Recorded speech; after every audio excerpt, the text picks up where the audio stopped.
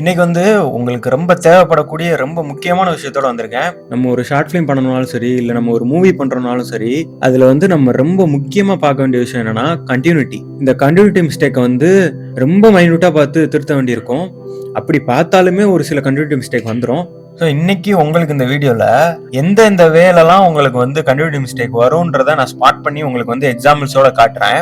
Continuity மிஸ்டேக்ன்றது இப்போ நான் ஒரு 5 பாயிண்ட் உங்களுக்கு எடுத்து வச்சிருக்கேன். அந்த 5 பாயிண்ட்ல இருந்து தான் மேக்ஸிமம் வரும். ஸோ எந்தெந்த மூவில எந்தெந்த மாதிரியான கண்டினியூட்டி மிஸ்டேக் பண்ணி வச்சிருக்காங்க அதெல்லாம் பார்த்து நம்ம கத்துக்கலாம். ஓகேவா?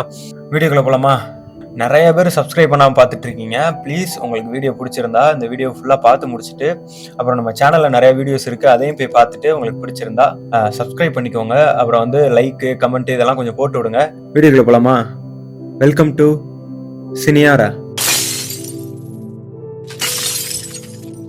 இதுல ஃபர்ஸ்ட் பாயிண்ட் என்னன்னா ப்ராப்பர்ட்டி அண்ட் சப்ஜெக்ட் கண்டினியூட்டி. இந்த கண்டினியூட்டி மிஸ்டேக் எப்படி கிரியேட் ஆகுதுன்னா, இப்போ ஒரு ப்ராப்பர்ட்டி இருக்கு. அந்த ப்ராப்பர்ட்டியை நம்ம கேமரா ஆங்கிள் வைக்கிறதுக்காக அந்த ப்ராப்பர்ட்டியை நம்ம மூவ் பண்ணிருப்போம். அதை திருப்பி எடுத்து வைக்காம அதை ஒரு லாங் ஷாட்ல அது மாறி இருக்கிறத காட்டியிருந்தோம்னா அது ஒரு மிஸ்டேக்கா இருக்கும். ஏன்னா ஃபர்ஸ்ட் இருக்க ஷாட்ல எப்படி இருக்கு, செகண்ட் இருக்க ஷாட்ல எப்படி அது மாறும், அந்த மாதிரியான இந்த மிஸ்டேக் மகான் படத்துல இருந்து ஒரு சீன் நான் எடுத்திருக்கேன். உங்களுக்கு இங்க பிளே ஆகும்னு நினைக்கிறேன். அந்த படத்துல இந்த சீன் நீங்க எல்லாம் பார்த்திருப்பீங்கன்னு நினைக்கிறேன். இந்த சீன்ல பாருங்களேன். இப்போ அவர் டேபிள் மேல அவரை ஸ்லைட் பண்ணி இழுக்கிறாரு. இழுத்ததுக்கு அப்புறம் இங்க ஒரு பென் ஸ்டாண்ட் தெரியுதுல்ல, அது என்ன பொசிஷன்ல இருக்குன்னு பாத்துக்கோங்க. இப்போ அடுத்து பாருங்களேன். இப்ப பாருங்க, ஃபர்ஸ்ட் அந்த பென் ஸ்டாண்ட் ஸ்ட்ரைட்டா இருந்துச்சு, இப்போ அது கீழே சாஞ்சிருக்கு. அந்த ப்ராப்பர்ட்டி சாயறதுக்கான எந்த ஒரு மூவ்மெண்ட்டும் ஸ்கிரீன்ல இல்ல. ப்ராப்பர்ட்டி சைடுல ஒரு கண்டினியூட்டி மிஸ்டேக். இது இந்த ஒரு ஃப்ரேம் பாத்துட்டு இருக்கீங்களா, இதே ஃப்ரேம் தான் கட் பண்ணி இன்னொருத்தங்களை வச்சுட்டு திரும்பி வந்தா மறுபடியும் அந்த ப்ராப்பர்ட்டி எப்படி இருக்குன்னு பாருங்களேன். இப்போ இன்னொருத்தங்களுக்கு ஃப்ரேம் வச்சு திருப்புறாங்க. இங்க பாத்தீங்கன்னா இந்த ப்ராப்பர்ட்டி மறுபடியும் ஸ்ட்ரெயிட்டா இருக்கு.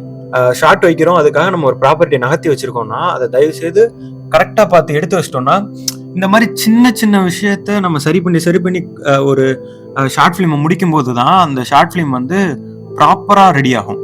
ப்ராப்பர்ட்டியில எப்படி மிஸ்டேக் பண்றாங்க நான் ஒரு ஷார்ட் காட்டிட்டேன். இப்போ சப்ஜெக்ட வச்சு மெய்யழகன் படத்துல ஒரு சீன் காட்டுறேன். அதுல ஒரு டாக் இருக்கும். அந்த டாகை எந்த மாதிரி கண்டினியூட்டி மேட்ச் பண்ணி கரெக்டா கொண்டு போயிருப்பாங்கன்னு பாருங்களேன். இப்போ இந்த சீன் பாருங்க. இங்க பாத்தீங்கன்னா ஒரு நாய் இந்த லாங் ஷாட்ல ஒரு நாய் அவங்கள நோக்கி ஓடுது. ஓகேவா? இப்போ இவங்களும் ஃப்ரேம் விட்டு வெளியே போயிட்டாங்க. சோ அடுத்த ஃப்ரேம் தான் போகணும். இப்போ அடுத்த ஃப்ரேம் போயிருப்பாங்க.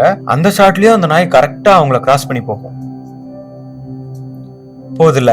இந்த மாதிரி இந்த நாய்ங்க அப்புறம் பூனைங்க இந்த மாதிரியான விஷயத்த நம்ம கண்ட்ரோல் பண்ண முடியாது. இப்போ இந்த டைம்ல நீ ஓடுன்னு நம்ம சொல்ல முடியாது. இவங்க 2 கேமரா யூஸ் பண்ணி இருந்திருக்கலாம். 2 கேமரா 2 ஆங்கிள் வச்சு அந்த நாய் ஓடுறத கேப்சர் பண்ணி இருந்திருக்கலாம். சோ இந்த இடத்துல நாய் இல்லாம இப்போ ஒரு ஆட்டோவே போகுதுன்னு வச்சுப்போமே. நம்ம ஃப்ரேம்ல ஃபர்ஸ்ட் ஃப்ரேம்ல ஒரு ஆட்டோ போயிட்டு இருக்கு. அது செகண்ட் ஃப்ரேம்லயும் அந்த ஆட்டோ ஃபர்ஸ்ட் ஃப்ரேமை கிராஸ் பண்ணி அது போயிருச்சுன்னா செகண்ட் ஃப்ரேம்ல அது கண்டிப்பா வரணும். இப்போ இந்த ஷாட்லயுமே அந்த நாய் ஓடி உள்ள வருது, கட் பண்ணி இந்த ஃப்ரேம் வச்சிடறோம். இப்ப இந்த ஃப்ரேம்ல அந்த நாய் வரலன்னா அது கண்டினியூட்டி மிஸ்டேக் தான். இப்போ ப்ராப்பர்ட்டிஸ் வச்சு வர்ற கண்டினியூட்டி மிஸ்டேக்க எக்ஸாம்பிளோட பார்த்தாச்சு. நெக்ஸ்ட் காஸ்டியூம் அண்ட் அப்பியரன்ஸ்ல வர்ற கண்டினியூட்டி மிஸ்டேக். இந்தியன் 2 மூவி எல்லாருமே பார்த்திருப்பீங்க. அதுல இந்த சீன் நீங்க பார்த்திருப்பீங்க, உங்களுக்கு பிளே ஆகும். இந்த சீன்ல பார்த்தா சீனுக்கு நடுவுலயே காஸ்டியூம் சேஞ்ச் ஆகும். இப்போ அந்த அக்கா ஃப்ரேம்குள்ள வர்றாங்கல்ல, அவங்களோட ஷர்ட்டோட கலரை பார்த்துக்கோங்க, ரெட் கலர்ல இருக்கு. இந்த ஷாட்ல பாத்தீங்கன்னா அவங்களோட ஷர்ட் கலர் ரெட்ல இருந்துச்சுல, இப்போ இது ஒரு எல்லோ ஆரஞ்சு மாதிரி மாறிடுச்சு பாருங்க. இப்போ திரும்ப இந்த கலர் ரெட்டா மாறிடுச்சு. ஸோ இப்போ இது ஒரே ஷாட்டா இந்த சீனை எடுத்து முடிச்சிருப்பாங்க. அதுக்கப்புறம் ஒரு க்ளோஸ் இருந்தா நல்லா இருந்திருக்குமேன்னு நினைச்சு ஒரு 2 நாள் தள்ளியோ இல்ல 3 நாள் தள்ளியோ இதை எடுக்கும் போது அந்த மாதிரி காஸ்டியூம் மிஸ்டேக் நடந்திருக்கும். நிறைய பேர் அதை நோட் பண்ணாத மாதிரி அதை கொஞ்சம் அட்ஜஸ்ட் பண்ணிட்டாங்க. ஆனா ஷார்ட் பிலிம்ல நம்மளால டக்குன்னு இன்னொரு நாள் ஷூட்லாம் போக முடியாது. எடுத்தோம்னா ஒரு 2 நாள் 3 நாள் நம்ம கண்டினியூவா ஷூட் முடிச்சுட்டு எடிட் பண்ணி அதுல வர்றதான் அவுட். அதனால ஷார்ட் பிலிம் பண்ணும்போது காஸ்டியூம்லாம் ஒரே மாதிரியான காஸ்டியூம் ஒரு 2 கூட எடுத்து வச்சுக்கோங்க. ஏன்னா ஒரு செட் ஏதாவது கிழிஞ்சிருச்சு அந்த மாதிரினா கூட அதே காஸ்டியூம் யூஸ் பண்ணிக்கலாம். நெக்ஸ்ட் பாத்தீங்கன்னா பெர்ஃபார்மன்ஸ் கண்டினியூட்டி. இந்த டைப்ல கண்டினியூட்டி மிஸ்டேக் உங்களுக்கு வருதுன்னா எப்போ வரும்னா, இப்போ நீங்க ஒரு 2 கேமரா வச்சு ஷூட் பண்றீங்கன்னு வச்சுக்கோ. இப்போ அந்த மெய்யழகன்ல இப்போ ஒரு சீன் பார்த்தோம்ல, ஒரு நாய் கிராஸ் ஆகி போறது. அது 2 கேமரா வச்சிருந்தாங்கன்னா இல்ல அவங்க திருப்பி எழுதுறாங்களா என்னன்னு தெரியல. அதை பார்க்கும்போது 2 கேமரா வச்சு ஷூட் பண்ண மாதிரி இருந்துச்சு. அதனால சொல்றேன், இப்போ 2 கேமரா வச்சு ஷூட் பண்ணா ஒரு நாய் இப்படி போகுது, இன்னொரு ஃப்ரேம்ல அது கவர் ஆயிடும்.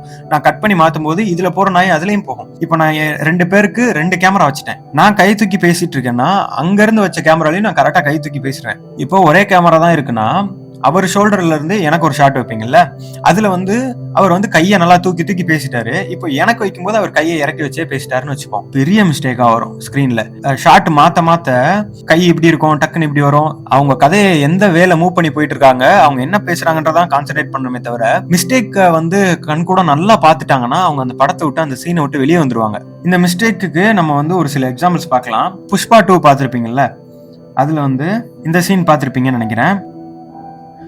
இப்போ இந்த கேரக்டர் இருக்காருல்ல, இவரை நல்லா பாத்துக்கோங்க. இவர் எந்த அளவுக்கு ஸ்மைல் பண்ணிட்டு இருக்காருன்னு பாத்துக்கோங்க. இப்போ இதுக்கு அடுத்த கட்டிலேயே இவரும் ஃப்ரேம்ல இருப்பாரு. அந்த ஃப்ரேம்ல இவர் எப்படி இருக்கான்னு பாருங்களேன். நீங்க பாருங்க, துண்டை இப்படி புடிச்சுக்கிட்டு வாயில சுத்தமா ஸ்மைலே இல்லாம இருக்காரு.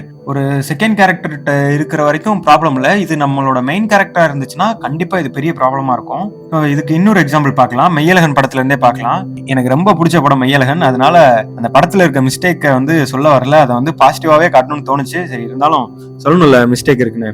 அதாவது ரொம்ப பெரிய மிஸ்டேக்ஸ் எல்லாம் கிடையாது. நான் இந்த சொன்னேன்ல, இந்த பெர்ஃபார்மன்ஸ் கண்டினியூட்டி இருக்குல்ல, அது அங்கங்க சின்ன சின்ன இடத்துல வரும். எப்பயாவது 2 கேமரா யூஸ் பண்ணியிருந்தாங்கன்னா அப்ப அந்த சின்ன மிஸ்டேக் வரும்ல, ரொம்ப சின்ன மிஸ்டேக் தான், ஆனா நமக்கு புரியணும்ல. இப்ப எனக்கும் உங்களுக்கும் அப்படியே லைட்டா புரியறதுக்காக நான் வந்து அந்த சீன் எடுத்திருக்கேன். இது ரொம்ப சின்ன மிஸ்டேக். இப்போ இதுல பாத்தீங்கன்னா கார்த்தி சார் வந்து அந்த பியர் குடிக்கிறதுக்கு கையை தூக்கிட்டாருல, குடிச்சிட்டாரு. இப்ப இந்த ஃப்ரேம்ல இறக்கிட்டாரு, கையை இறக்குறாரு. இறக்குன உடனே அடுத்த ஷாட் கட் ஆகும். அடுத்த ஷாட்ல எப்படி இருக்காருன்னு பாருங்களேன். அடுத்த ஷாட்ல அவர் கையில அந்த பானையே இல்ல, பானை வந்து தனியா இருக்கு. சோ இந்த மாதிரி ரொம்ப சின்ன சின்ன மிஸ்டேக்ஸ் கண்டிப்பா உருவாகும். நம்ம சிங்கிள் கேமரால எடுக்கிறோம்னா இந்த மாதிரி மிஸ்டேக் நிறைய வரும். அதுக்காக 2 கேமரா நம்மளால யூஸ் பண்ண முடியாது. ஏன்னா ஷார்ட் ஃபிலிமுக்கு லோ பட்ஜெட்ல பண்ணும்போது 2 கேமரா 3 கேமராவும் நம்மளால வச்சு ஷூட் பண்ண முடியாது. ஒரு கேமரா வச்சு தான் ஷூட் பண்ண முடியும். அப்படி ஒரு கேமரா வச்சு ஷூட் பண்ணும்போதும் ரொம்ப ஸ்பெசிஃபிக்கா நீங்க வந்து ஆக்டர்கிட்ட சொல்லும்போது இந்த இடத்துல நீங்க வந்து கொஞ்சம் கோவம் அதிகமா இருக்கணும். ஸோ ஒரு கையை வந்து நீங்க கொஞ்சம் ஃப்ரீயா யூஸ் பண்ணிக்கோங்கன்ற மாதிரி சொல்லிக்கோங்க. அவர் வந்து கரெக்டா எப்படி யூஸ் பண்றான்றத நீங்க வந்து ஒரு டைரக்டரா பார்த்து அப்சர்வ் பண்ணதுக்கு அப்புறம் அடுத்த ஃப்ரேம் வைக்கும்போது நீங்க இந்த இடத்துல கையை தூக்கி இருக்கீங்க, நீங்க இந்த ஃப்ரேம்லயே நீங்க தூக்கணும்னு நீங்க தான் அசிஸ்ட் பண்ணணும். ஏன்னா டைரக்டர், ஏன்னா ஒரு ஷார்ட் ஃபிலிமா இருக்கட்டும் இல்ல ஒரு மூவியாவே இருக்கட்டும், அந்த படத்தோட அந்த ஷார்ட் ஃபிலிமோட மொத்த பொறுப்புமே அந்த டைரக்டர் தான். இப்போ ஒரு கேமராமேன் மிஸ்டேக் பண்ணிருக்காரு ஒரு ஃப்ரேம்ல அப்படின்னா அது கேமராமேனோட மிஸ்டேக்னு நம்ம சொல்ல முடியாது. எடிட்டர் மிஸ்டேக்னா அது எடிட்டர் மிஸ்டேக்னு நம்ம சொல்ல முடியாது. ஏன்னா அதை பார்த்து அப்ரூவ் பண்ணதே டைரக்டர் தான், அதை நோட் பண்ண வேண்டியதும் டைரக்டர் தான். ஒரு கேமராமேன் சூப்பரா பண்ணிட்டாரு, எடிட்டர் சூப்பரா பண்ணிருக்காங்கன்னா அது அவங்களுக்கான கிரெடிட்ஸ் அவங்க எடுத்துக்கிட்டோம். இதுவே அந்த கேமராமேனும் எடிட்டரும் மிஸ்டேக் பண்ணிட்டாங்கன்னா அதை ஏத்துக்க வேண்டியது டைரக்டர் தான். ஏன்னா அவங்க தான் அதை பார்த்து கிளியர் பண்ணிருக்கணும். ஸோ ஒரு ஃபிலிம் மேக்கர் ஆகணும்னு நீங்க எதிர்பார்க்குறீங்க, ஒரு டைரக்டர் ஆகணும்னு நீங்க எதிர்பார்க்குறீங்க, நான் நிறைய ஷார்ட் ஃபிலிம் பண்ண போறேன்னு இருக்கீங்கன்னா என்னதான் தியரிட்டிக்கலா நீங்க வந்து நாலேஜ் கெயின் பண்ணாலும் அதை ப்ராக்டிக்கலா அப்ளை பண்றது அப்படியே வேற மாதிரி இருக்கும். நான் பர்சனலா எக்ஸ்பீரியன்ஸ் பண்ணதை வச்சு சொல்றேன். ரைட்டிங்ன்றது வேற, மேக்கிங்ன்றது வேற. நீங்க எப்படி எழுத ரைட்டிங் வருமோ அதே மாதிரி மேக்கிங் பண்ணதான் மேக்கிங் வரும். இப்போ மூவிஸ்லயே வந்து இவ்வளவு மிஸ்டேக்ஸ் இருக்குன்னு இங்க உட்காந்துட்டு நம்ம ஸ்பாட் பண்ணிட்டு இருக்கோம். நம்மளோட எவ்வளவு பெரிய டைரக்டர்ஸும் இருக்காங்க, அவங்க மூவிலேயே இந்த மிஸ்டேக்ஸ் எல்லாம் இருக்குன்னு நம்ம ஸ்பாட் பண்றோம்ல. நம்ம எல்லாம் எங்க? நான் அடிச்சு சொல்லுவேன், ரைட்டிங்ன்றது வேற, மேக்கிங்ன்றது அப்படியே டோட்டலா வேற. நீங்க எவ்வளவு வேணா புக்ஸை கரைச்சு குடிச்சு எனக்கு வந்து இருக்கிற எல்லா ஃபார்மட்டும் தெரியும், சினிமால இருக்க எல்லா ஃபார்மட்டும் தெரியும், எப்படி ஒரு ஷார்ட்டை எழுதணும்னு எனக்கு தெரியும், நீங்க தியரிட்டிக்கலா பெர்ஃபெக்டான ஆளா இருந்தாலும் மேக்கிங் உங்களால கண்டிப்பா பண்ண முடியாது. நிறைய ஷார்ட் ஃபிலிம் பண்ணுங்க, மேக்கிங் அண்டர்ஸ்டாண்ட் பண்ணிக்கோங்க. லாஸ்ட் பாயிண்ட், ரொம்ப முக்கியமான பாயிண்ட் என்னன்னா screen direction continuity. Screen direction கண்டினியூட்டினா என்னன்னா நம்ம கேரக்டர் வந்து ஸ்கிரீன்ல எந்த சைடு போகுது வருது இதை வந்து நம்ம சொல்லணும், அவ்வளவுதான். இதுக்கு வந்து பெஸ்ட் எக்ஸாம்பிள் வந்து நான் கொட்டுக்காளி சொல்லுவேன். எல்லாருமே பாருங்களேன், இப்போ இங்க பாருங்க, எல்லாருமே வந்து ஸ்கிரீன்ல எனக்கு வந்து லெஃப்ட் டு ரைட் போறாங்க, உங்களுக்கு ரைட் டு லெஃப்டா இருக்கும்னு நினைக்கிறேன். லெஃப்ட் டு ரைட், இந்த பாத்தீங்களா பைக் வந்து லெஃப்ட் டு ரைட் போகுது. அடுத்து இன்னொருத்தரும் அதே மாதிரி வண்டி எடுத்துட்டு போவாரு, லெஃப்ட் டு ரைட் தான் போறாரு, உங்களுக்கு ரைட் டு லெஃப்ட் இருக்கும்னு நினைக்கிறேன். அடுத்த ஷாட்ல பார்த்தா எல்லாருமே ரைட் டு லெஃப்ட் ஒரே டைரக்ஷன்லாம் போயிட்டு இருக்காங்க. ஏன்னா இவங்க போய் ரீச் ஆகுறது ஒரே இடம். ஒரு பிரிட்ஜ் இருக்கு, அந்த பிரிட்ஜ்ல இந்த சைடு ஒருத்தர் இந்த சைடு ஒருத்தர் இருக்காங்க, இந்த சைடு ஒரு ஹீரோயின் இருக்காங்க, இங்க ஹீரோ இருக்காங்க. 2 பேரும் மீட் பண்ண வராங்கன்னா ஹீரோவை காட்டும் போது ஹீரோ வந்து ரைட் டு லெஃப்ட் வரணும். ஹீரோயினை காட்டும் போது அவங்க வந்து லெஃப்ட் டு ரைட் வரணும். ஸோ ஆப்போசிட் டைரக்ஷன்ல வந்துட்டு இருக்காங்க, அவங்க வந்து ஒரு இடத்துல மீட் பண்ண போறாங்கன்ற ஃபீல் வரும். அதே மாதிரி இப்போ கொட்டுக்காளியில இவங்க எல்லாருமே லெஃப்ட் டு ரைட் போறாங்க, ஏன்னா இவங்க எல்லாரும் போய் சேர போற இடம் ஒரே இடம். அடுத்தும் பாருங்க லெஃப்ட் டு ரைட் தான் போறாங்க, ஒரே டைரக்ஷன்ல எல்லாரும் போறாங்க. இப்படி காட்டும் போது ஆடியன்ஸ்னாலே ஈஸியா அண்டர்ஸ்டாண்ட் பண்ணிக்க முடியும் எங்க போறாங்க எங்க வர்றாங்க இந்த விஷயத்தெல்லாம். ஸோ இந்த ஸ்கிரீனோட டைரக்ஷன் எப்படி போறாங்க வராங்கன்றது ரொம்ப முக்கியம். இதுல வந்து நம்ம கண்டினியூ மிஸ்டேக் பண்ணக்கூடாது.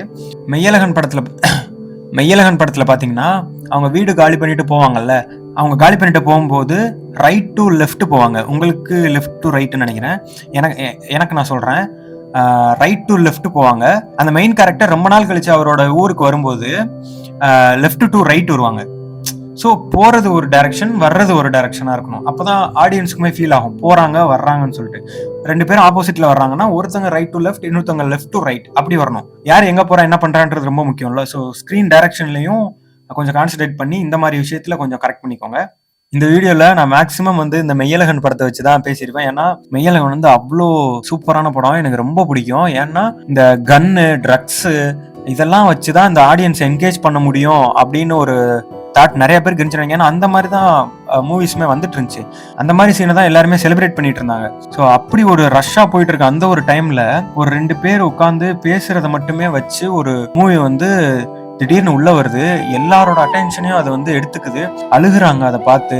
அவ்வளோ பரபரப்பா போயிட்டு இருந்த நேரத்துல டக்குன்னு ஒரு படம் வந்து எல்லாரையுமே ஆஃப் பண்ணி எல்லாரையுமே ஃபீல் பண்ண வச்சு. ஸோ எனக்கு அந்த படம் ரொம்ப பிடிக்கும். உங்களுக்கும் மெய்யழகன் படம் பிடிக்கும்னா கீழே கமெண்ட் செக்ஷன்ல சொல்லுங்க, உங்களுக்கு அந்த படத்துல என்ன பிடிச்சதுன்னு சொல்லுங்க. இப்போ நான் சொன்னதுல உங்களுக்கு வந்து எது புரியலனாலும் ஓகே, நீங்க கீழே கமெண்ட் செக்ஷன்ல தாராளமா கேட்கலாம். நான் இப்போ வந்து இனிமே வரப்போற வீடியோல கடைசியில ஒரு 2 மினிட்ஸ் 3 மினிட்ஸ்க்கு வந்து கமெண்ட்ஸுக்கு ரிப்ளை பண்றதுக்காகவே நான் வைக்க போறேன். நீங்க கேட்கறதுக்கு நான் ஆன்சர் பண்ணணும்ல, ஏன்னா என்னை மதிச்சு வரீங்க, சப்ஸ்கிரைப் பண்றீங்க, இந்த வீடியோ ஒரு நேரம் பாக்குறீங்க. ஸோ நீங்க கேட்கறதுக்கு நான் ஆன்சர் பண்ணணும். அதனால உங்களுக்கு என்ன டவுட்னாலும் சரி கீழே கமெண்ட்ல சொல்லுங்க. இந்த வீடியோ நான் எடுத்து வச்ச பாயிண்ட்லாம் சொல்லிட்டேன். சப்ஸ்கிரைப் பண்ணாம பார்த்துட்டு இருக்கீங்கன்னா ப்ளீஸ் சப்ஸ்கிரைப் பண்ணிக்கோங்க. இன்னொரு வீடியோ பார்க்கலாம்.